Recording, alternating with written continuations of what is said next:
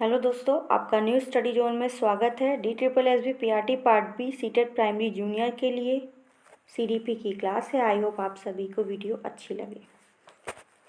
इसमें हम 150 तक क्वेश्चन कर चुके थे। आज हमें 151 से क्वेश्चन शुरू करने हैं।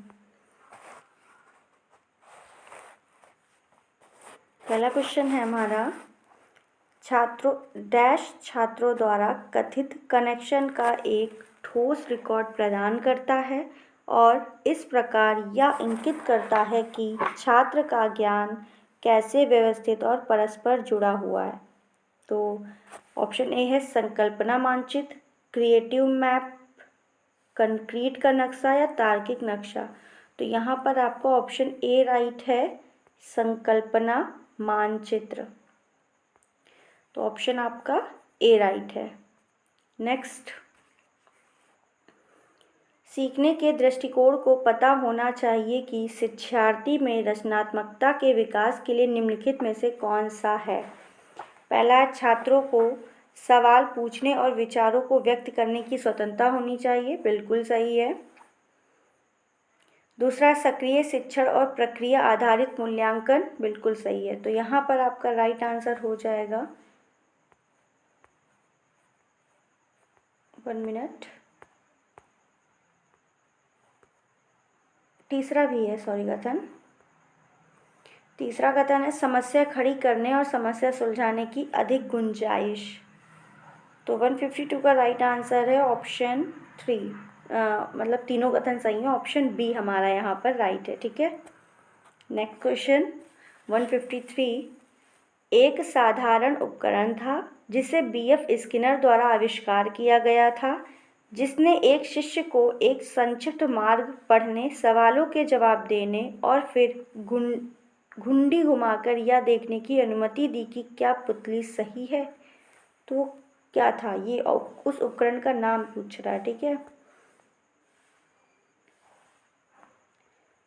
शिक्षण मशीन थी या सीखने की मशीन थी। तो यहाँ पर जो है वो आपका राइट आंसर होगा शिक्षण मशीन, ठीक है। केवल एक आपका ऑप्शन राइट है। शिक्षण मशीन एक साधारण उपकरण था जिसका BF स्किनर ने आविष्कार किया था और यह यंत्र स्वचालित उपकरण है जो एक उत्तेजना के लिए एक प्रश्न या अन्य उत्तेजना पेश करता है, ठीक है। ऑप्शन सी राइट है।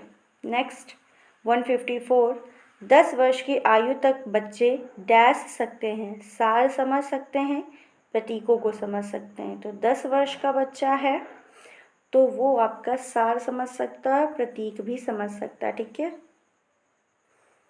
दोनों समझ सकते हैं। ऑप्शन सी आपका राइट है।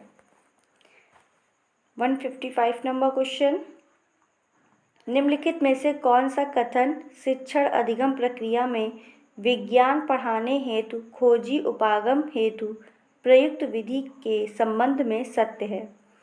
पहला ऑप्शन है खुली खोज विधि का उपयोग वैज्ञानिकों द्वारा किया जाता है। दूसरा है छात्रों को विज्ञान पढ़ते समय शिक्षक निर्देशित खोज पद्धति का उपयोग करते हैं। तो यहाँ पर ये दोनों ही ऑप्शन आपके सही हैं, खोज विधि को दर्शा रहे हैं, ठीक है। नेक्स्ट 156 नंबर क्वेश्चन, निम्नलिखित में से कौन सा शिक्षण और सीखने की एक प्रभावी विधि की विशेषताएं हैं। छात्रों की मानसिक क्षमता और ज़रूरतों से मेल खाता हो, बिल्कुल सही है। वही ज्ञान इसके लिए प्रभावी होगा जो मानसिक क्षमता उसको ज़रूरत महसूस होगी, वही उसमें इंटरेस्ट लेगा बच्चा। बच्चों की आलोचनात्मक सोच विकसित करता हो, बिल्कुल। नेक्स्ट कह रहा ऑप्शन 3, बच्चों में जीवन कौशल के विकास की गुंजाइश प्रदान करता हो। तो बच्चों में उसको जीवन में उपयोगी हो। तो आपके यहाँ पर जो है तीनों कथन आपके सही होंगे। 156 का आंसर आपका डी है, ठीक है। नेक्स्ट, निम्नलिखित में से कौन से कारक वास्तविक शिक्षण अधिगम प्रक्रियाओं और अध्यायों को प्रभावित करते हैं। शिक्षकों की भूमिका, विश्वास और धारणा, मूल्यांकन के तरीके, कक्षाओं की बातचीत की प्रक्रियाएं। तो तो ये सभी जो हैं आपके वास्तविक शिक्षण अधिगम प्रक्रियाओं और अध्यायों को प्रभावित करते हैं। ठीक है, तो इसका आपका राइट आंसर हो जाएगा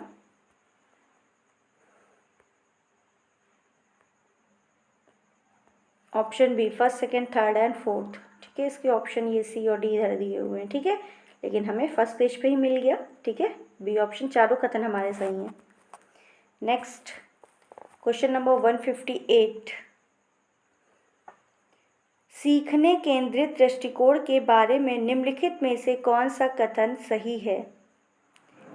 यह मूल रूप से शिक्षार्थी केंद्रित है, लेकिन कक्षा की स्थिति में सीखने की प्रक्रिया में शिक्षकों को शामिल करता है। नेक्स्ट है, सेकंड वाला देखते हैं पहले, फिर बताते हैं इसका आंसर। या छात्रों को कौशल क्षेत्रों में योग्यता प्राप्त करने में मदद करता है और आजीवन सीखने वाले बनाता है। तो यहाँ पर जो है आपका क्वेश्चन क्या था, सॉरी मैं भूल गई, सीखने केंद्रित दृष्टिकोण के बारे में कौन सा कथन सही है? तो कक्षा की स्थिति में सीखने की प्रक्रिया में शिक्षकों को शामिल करता है, बिल्कुल सही है ये।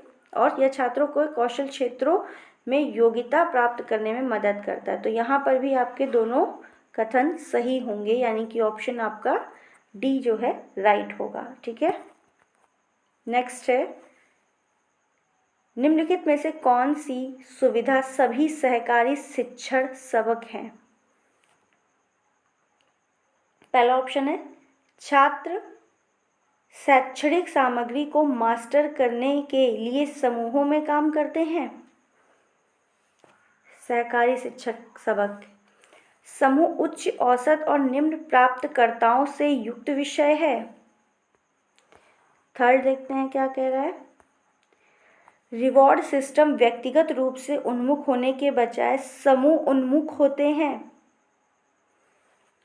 तो क्वेश्चन था आपका, सभी सहकारी शिक्षण सबक हैं, कौन सी सुविधा सभी सहकारी शिक्षण सबक है? तो यहाँ पे सहकारी शिक्षण की बात कर रहा है, तो ये तीनों ही जो कथन है वो आपके सहकारी शिक्षण में आपकी आते हैं। अब सहकारी शिक्षण जो है एक विषय समूह को संदर्भित करता है जहाँ विभिन्न क्षमता वाले छात्र सीखने के परिणामों को प्राप्त करने के लिए सहयोगात्मक रूप से काम करते हैं।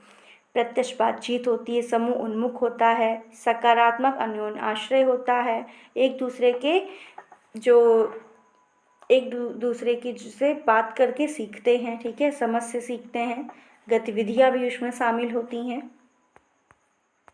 तो यहाँ पर आपका राइट आंसर हो जाएगा option B, first, second and third. 160 number question, निम्नलिखित में से कौन सा कथन सीखने भागीदारी करने के संबंध में सही है? यह स्वशिक्षा और आत्म मूल्यांकन को बढ़ावा देता है, या वास्तविक जीवन की समस्याओं को हल करने का वास्तविक अनुभव देता है। तीसरा है, यह एक समस्या को हल करने के लिए वस्तुओं के व्यवहारिक अधिनियम के साथ सोच और तर्क के संयोजन का एक तरीका है। तो आपके ये तीन कथन हैं, आपको बताना है इनमें से आपका कौन सा सही है। बात कर रहा था सीखने की भागीदारी के संबंध में कौन से सही है, तो बिल्कुल स्व शिक्षा और आत्म मूल्यांकन को बढ़ावा देता है ये। ठीक है, दूसरा है वास्तविक जीवन में समस्याओं को हल करने के लिए वास्तविक अनुभव देता है, बिल्कुल सही है। हल करने के लिए वस्तुओं के व्यवहारिक अधिनियम के साथ सोच और तर्क के संयोजन का एक तरीका देता है। तो यहाँ पर हमारे जो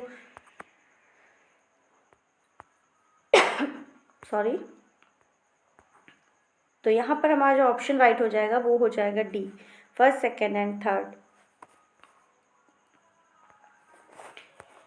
161 नंबर क्वेश्चन है, कोहलबर्ग ऑफ म्यूचुअल फैसले के निम्नलिखित चरणों में से किस चरण में पियाजे के चरणों की कई विशेषताएं हैं? कोहलबर्ग के जो चरण है उसमें किस चरण में पियाजे के चरणों की विशेषताएं ज़्यादा हैं, ये आपसे पूछ रहा है। तो कोहलबर्ग ने आप सभी को पता है 3 स्तर दिए हैं। ठीक है, और उसके 6 चरण हैं। अब आपसे पूछा गया पियाजे के चरणों में किस चरण में पियाजे की चरणों की विशेषताएं इसमें शामिल हैं। ठीक है, चरण 2, चरण 3, चरण 5, तो ऐसे आपको दिए हुए हैं। तो जो चरण 1, चरण 2, चरण 3 है, इसमें जो है पियाजे के चरणों की जो विशेषताएं हैं वो इसमें सम्मिलित हैं। कोहलबर्ग ऑफ म्यूचुअल फैसले में नैतिक चिंतन की 3 अवस्थाएं बताई हैं। चरण 1 में इन्होंने बाहरी सत्ता पर आधारित है। चरण 2 व्यक्ति आत्मकेंद्रित यानी कि आत्मकेंद्रित पर आधारित है। बच्चा जो कहेगा उसने एक बार ये कह दिया मुझे चाहिए तो चाहिए, है ना। चरण 3 में जो है अच्छे आपसी व्यवहार और संबंधों पर आधारित नैतिक चिंतन है। तो यहाँ पर आपको ऑप्शन बी राइट है। नेक्स्ट है 162 नंबर क्वेश्चन। निम्नलिखित में से कौन सी भूमिका एक शिक्षक को निभानी चाहिए? संवादात्मक भूमिका, परिप्रेक्ष्य की भूमिका।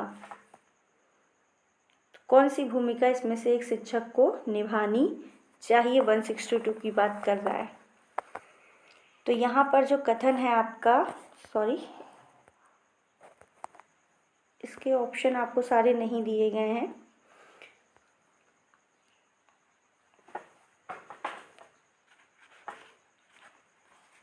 One minute.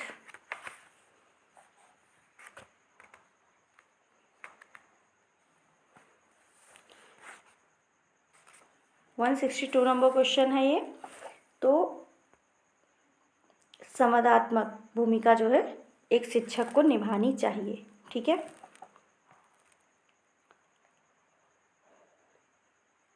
परिप्रेक्ष्य भूमिका की सहायता से शिक्षक विद्यार्थी के परिप्रेक्ष्य में शिक्षण पद्धति का उपयोग कर सकता है, ठीक है।